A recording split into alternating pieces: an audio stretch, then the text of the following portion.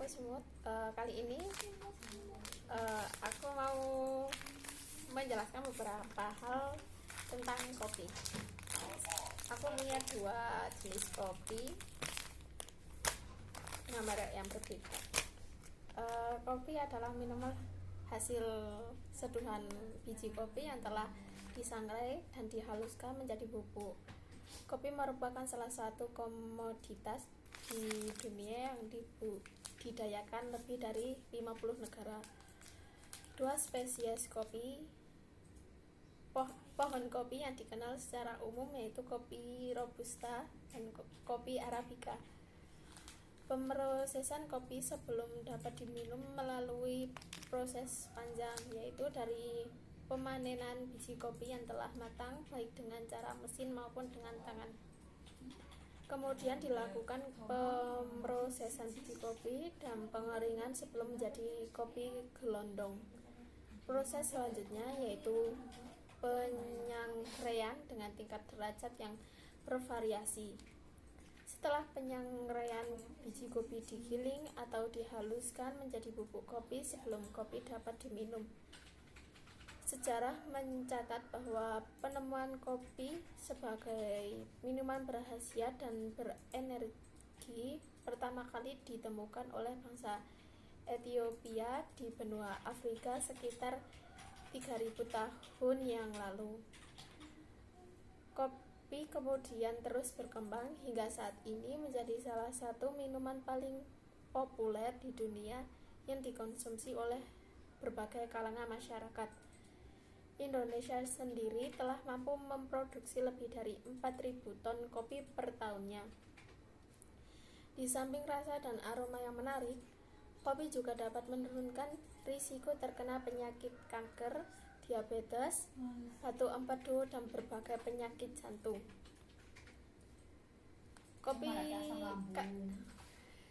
Kata kopi sendiri awalnya berasal dari bahasa Arab, yaitu kokwah yang berarti kekuatan. Karena pada awalnya kopi digunakan sebagai makanan berenergi tinggi. Kata kokwah kembali mengalami perubahan menjadi kahwe yang berasal dari bahasa Turki dan kemudian berubah lagi menjadi kopi dalam bahasa Belanda. Penggunaan kata kopi segera diserap ke dalam bahasa Indonesia menjadi kata kopi yang dikenal saat ini. Sejarah bermula di Afrika. Era penemuan biji kopi dimulai sekitar tahun 800 sebelum Masehi. Pendapat lain mengatakan 850 Masehi. Pada saat itu, banyak orang di benua Afrika terutama bangsa Ethiopia mengonsumsi biji kopi yang dicampurkan dengan lemak hewan dan anggur untuk memenuhi kebutuhan protein dan energi tubuh. Penemuan kopi sendiri terjadi secara tidak sengaja ketika pengembala bernama Khalid, seorang Abisinia, mengamati kawanan kambing gembalaannya yang tetap terjaga bahkan setelah matahari terbenam. Setelah memakan sejenis buah beri, ia pun mencoba memasak dan memakannya. Kebiasaan ini kemudian terus berkembang dan menyebar ke berbagai negara di Afrika. Namun, metode penyajian masih menggunakan metode konvensional. Barulah beberapa ratus tahun kemudian, biji kopi ini dibawa melewati Laut Merah dan tiba di Arab dengan metode penyajian yang lebih maju. Penyeberangan kopi di Arab. Bangsa Arab yang memiliki peradaban yang lebih maju daripada bangsa Afrika saat ini tidak hanya memasak biji kopi, tetapi juga direbus untuk diambil saringnya. Pada abad ke-13, umat Islam banyak mengonsumsi kopi sebagai minuman penambah energi saat beribadah di malam hari. Kepopuleran kopi pun turut meningkat seiring dengan penyebaran agama Islam pada saat itu hingga mencapai daerah Afrika Utara, Mediterania, dan India. Pada masa ini, sebelum ada budidaya tanaman kopi di luar daerah Arab, karena bangsa Arab selalu mengekspor biji kopi yang infertil atau tidak subur dengan cara memasak dan mengeringkannya terlebih dahulu. Hal ini menyebabkan budidaya tanaman kopi tidak memungkinkan. Barulah pada tahun 1600-an seorang peziarah India bernama Baba Budan berhasil membawa biji kopi fertil keluar dari Makkah dan menumbuhkannya di berbagai daerah di luar Arab. Kopi mencapai bahasa Eropa. Biji kopi dibawa masuk pertama kali ke Eropa secara resmi pada tahun 1615 oleh seorang saudagar Venesia yang mendapat pasokan biji kopi dari seorang Turki. Namun jumlah ini tidaklah mencukupi kebutuhan pasar. Oleh karena itu, bangsa Eropa mulai membudidayakan. Bangsa Belanda adalah salah satu negara Eropa pertama yang berhasil membudidayakannya pada tahun 1616. Kemudian pada tahun 1690, biji kopi dibawa ke Pulau Jawa untuk dikultivasi secara besar-besaran. Pada saat ini, Indonesia merupakan negara jajahan kolonial Belanda. Mencapai ke Martinique, Prancis. Pada sekitar tahun 1714-an, Raja Prancis Louis XVII menerima sumbangan pohon kopi dari bangsa Belanda sebagai pelengkap koleksinya di kebun botani Royal Paris. Pada saat yang sama, seorang angkatan laut bernama Gabriel mati di Cleu ingin membawa sebagian dari pohon tersebut untuk dibawa ke Martinique. Akan tetapi hal tersebut ditolak oleh Louis dan sebagai balasannya ia memimpin sejumlah pasukan untuk menyelinap masuk ke dalam Jardin des Plantes untuk mencuri tanaman kopi. Keberhasilan Gabriel membawa tanaman kopi ke Martinique merupakan salah satu pencapaian yang sangat besar. Hal ini disebabkan budidaya tanaman kopi di sana cukup baik. Hanya dalam kurun waktu 50 tahun telah terdapat kurang lebih 18 juta pohon kopi dengan varietas yang beragam. Progeni inilah yang menjadi salah satu sumber dari kekayaan jenis kopi di dunia. Bunga kopi untuk Brazil. Pada tahun 1727, pemerintah Brazil berinisiatif untuk menurunkan harga pasaran kopi di daerahnya. Karena pada saat itu kopi masih dijual dengan harga tinggi dan hanya bisa dinikmati oleh kalangan elit. Oleh karena itu, pemerintah Brazil mengirimkan agen khusus, Letnan Kolonel Francisco de Melo Palhita, untuk menyelinap masuk ke Prancis dan membawa pulang beberapa bibit kopi. Perkebunan kopi di Prancis memiliki penjagaan yang sangat ketat, sehingga hal tersebut tidak memungkinkan. Palhita pun mencari jalan lain dengan cara mendekati istri gubernur. Sebagai hasil kerja kerasnya, ia membawa pulang sebuah buket berisi banyak biji kopi yang diberikan oleh istri gubernur sesuai jamuan makan malam. Dari pucuk-pucuk inilah bangsa Brazil berhasil membudidayakan kopi dalam skala yang sangat besar sehingga bisa dikonsumsi oleh semua orang.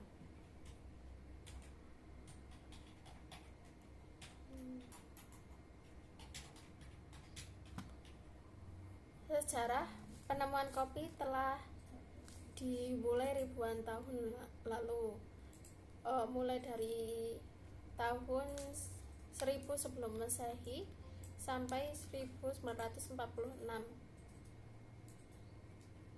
Biji kopi. Dari sekian banyak biji kopi yang dijual di pasaran, hanya terdapat dua jenis spesies utama, yaitu kopi Arabica dan Robusta.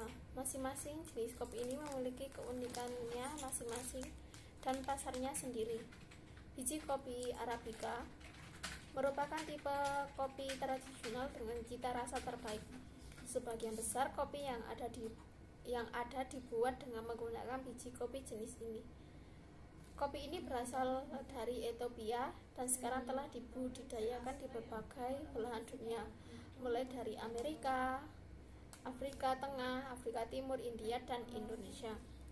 Secara umum, kopi ini tumbuh di negara-negara beriklim tropis dan subtropis. Kopi Arabica tumbuh pada ketinggian 600 sampai 2000 meter di atas permukaan laut. Tanaman ini dapat tumbuh hingga 3 meter bila kondisi lingkungannya baik. Suhu tumbuh optimalnya adalah 18 sampai 26 derajat Celcius.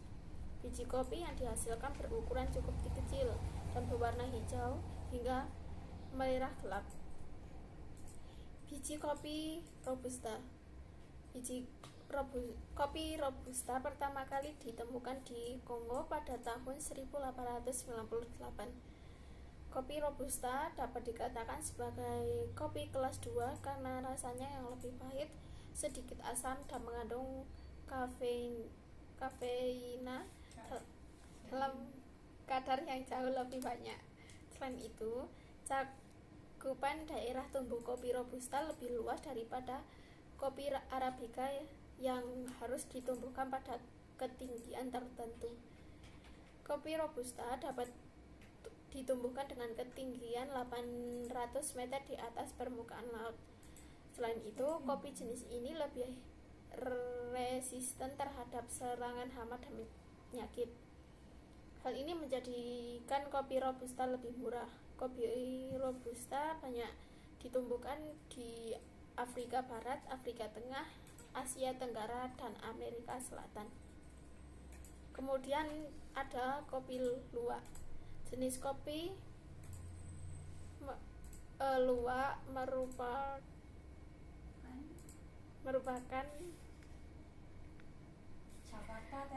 turunan atau subvarietas dari kopi Arabica dan Robusta.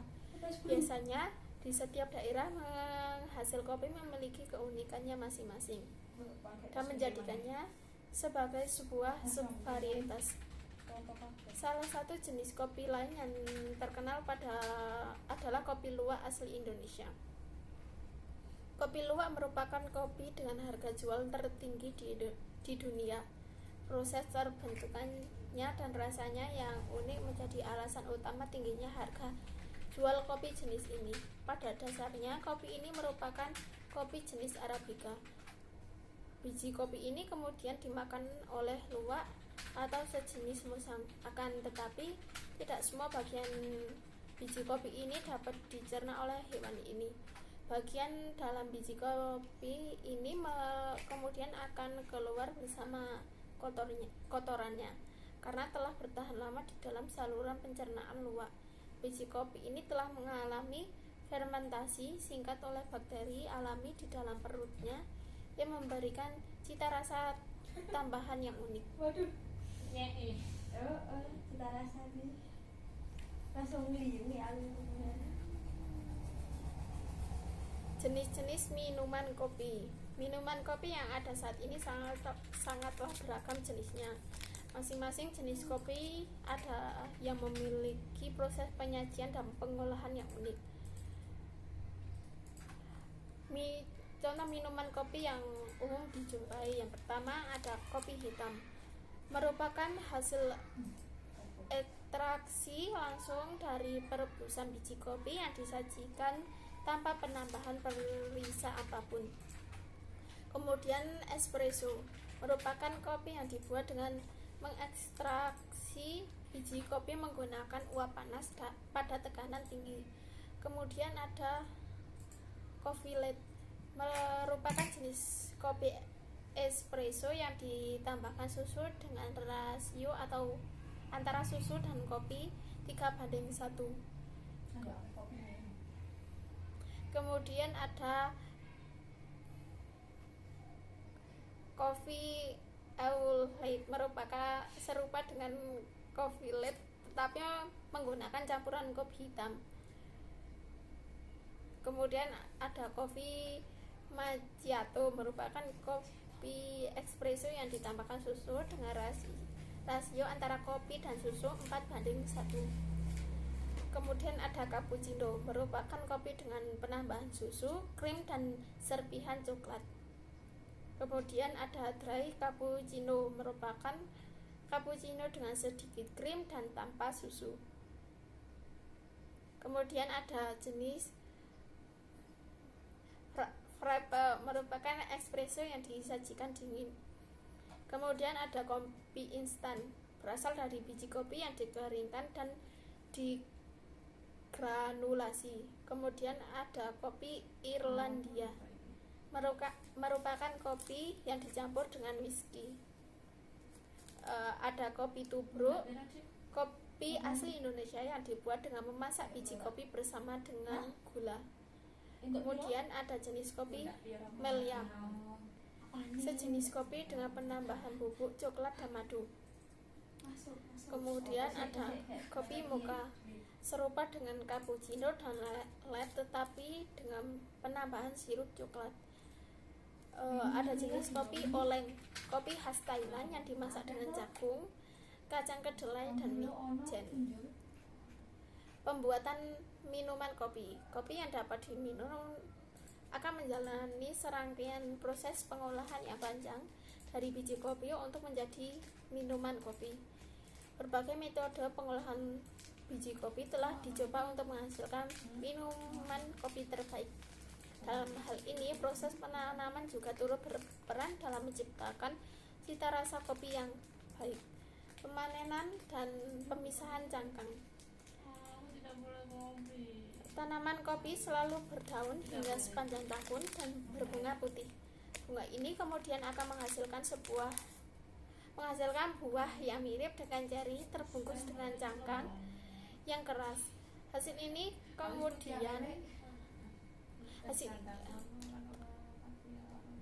kemudian akan menghasilkan buah yang mirip dengan ceri terbungkus dengan cangkang yang keras. Hasil dari pembuatan di bunga inilah yang disebut dengan biji kopi. Pemanenan biji kopi biasanya dilakukan secara manual dengan tangan. Pada tahap selanjutnya, biji kopi yang telah dipanen ini akan dipisahkan cangkangnya. Terdapat dua metode yang umum dipakai, yaitu dengan pengeringan dan penggilingan dengan mesin. Pada kondisi daerah yang kering biasanya menggunakan metode pengeringan langsung di bawah sinar matahari. Setelah kering, maka cangkang biji kopi akan lebih mudah untuk dipisahkan. Di Indonesia, biji kopi dikeringkan hingga kadar air tersisa hanya 30-35%. Metode lainnya adalah dengan menggunakan mesin. Sebelum digiling, biji kopi biasanya dicuci terlebih dahulu. Saat digiling dalam mesin, biji kopi juga mengalami fermentasi singkat. Metode penggilingan ini cenderung memberikan hasil yang lebih baik daripada metode pengeringan langsung. Kemudian ada proses pemanggangan. Setelah dipisahkan dari cangkangnya, biji kopi telah siap untuk masuk ke dalam proses pemanggangan. Proses ini secara langsung dapat meningkatkan cita rasa dan warna dari biji kopi. Secara fisik, perubahan biji kopi terlihat dari pengeringan biji dan penurunan bobot secara keseluruhan. Pori-pori di sekeliling permukaan biji pun akan terlihat lebih jelas. Warna coklat dari biji kopi juga akan terlihat memekat. Kemudian ada proses penggilingan. Biji kopi yang telah kering digiling untuk memperbesar luas permukaan biji kopi. Dengan bertambah luas permukaan, maka ekstraksi akan menjadi lebih efisien dan cepat. Penggilingan yang baik akan menghasilkan rasa, aroma, dan penampilan yang baik. Hasil penggilingan ini harus segera dimasukkan dalam wadah kedap udara agar tidak terjadi perubahan cita rasa kopi. Kemudian ada proses seni perebusan. Perebusan merupakan langkah akhir dari pengolahan biji kopi hingga siap dikonsumsi. Untuk menciptakan menghasilkan minuman kopi yang bercita rasa tinggi, perebusan biji kopi harus dilakukan dengan baik dan sempurna.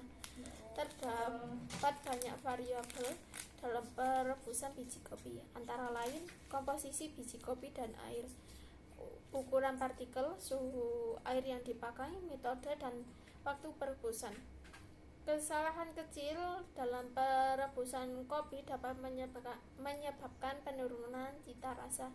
Sebagai contoh, perebusan yang terlalu lama biasanya akan menimbulkan rasa kopi yang terlalu pahit. Oleh karena itu, bukanlah hal yang mudah untuk menyajikan kopi yang baik. Yang mana? Rapi kayak bojo gitu. Kemudian ada dekafeinasi. Dekafeinasi adalah penghilangan kafein termasuk ke dalam metode tambahan dari keseluruhan proses pengolahan kopi. Dekafeinasi banyak digunakan untuk mengurangi kadar kafein di dalam kopi agar rasanya tidak terlalu pahit. Selain itu, kafeinasi juga digunakan untuk menekan efek samping dari aktivitas kafein di dalam tubuh. Kopi terdekafeinasi sering dikonsumsi oleh pecandu kopi agar tidak terjadi akumulasi kafein yang berlebihan di dalam tubuh. Proses dekafein dapat dilakukan dengan melarutkan kafein dalam senyawa metilen klorida dan etil asetat. Penjualan dan distribusi. Konsumsi kopi rata-rata adalah sekitar sepertiga dari air keran di Amerika Utara dan Eropa. Di seluruh dunia, 6,7 juta metrik ton kopi diproduksi setiap tahun pada tahun 1998 sampai tahun 2000, dan prediksinya adalah kenaikan menjadi 7 juta metrik ton per tahun pada tahun 2010. Brasil tetap menjadi negara pengekspor kopi yang terbesar, namun Vietnam meningkatkan 3 kali lipat ekspornya antara tahun 1995 dan 1999 dan menjadi produsen utama biji Robusta. Indonesia adalah pengekspor kopi ketiga terbesar secara keseluruhan dan produsen terbesar kopi Arabica yang telah dicuci. Kopi Honduras organik adalah komoditas yang berkembang pesat karena iklim dan tanah Honduras yang subur. Pada tahun 2013, The Siletimes melaporkan bahwa harga kopi global turun lebih dari 50% dari tahun ke tahun. Di Thailand, biji kopi gading hitam diberikan ke gajah untuk dimakan yang enzim pencernaannya mengurangi rasa pahit dari biji yang dikumpulkan dari kotoran. Biji kopi ini dijual sampai $11.000 per kilogram, menjadi kopi termahal di dunia, sekitar 3 kali lebih mahal dari biji yang dipanen dari kotoran musang kepala Asia. Di Indonesia, menurut AIGI pada 2014, kebutuhan kopi di Indonesia diperkirakan mencapai 260.000 kg, naik menjadi 280 kg pada tahun 2015, dan pada tahun 2016 diperkirakan kebutuhan kopi dalam negeri mencapai 30.000 kg. Begitu pula konsumsi kopi per kapita. Pada 2014 angkanya adalah 1,03 kg per kapita per tahun, kemudian naik menjadi 1,09 kg pada tahun 2015. Menurut lembaga riset pasar Euromonitor, kedai kopi specialty dan kafe waralaba di Indonesia bertumbuh cepat sejak 5 tahun terakhir. Kini jumlahnya Unleash. di Indonesia sekitar 1083 kedai, sebagian besar ada di Jakarta. Itu saja yang dapat aku sampaikan tentang kopi. Terima kasih, bye bye.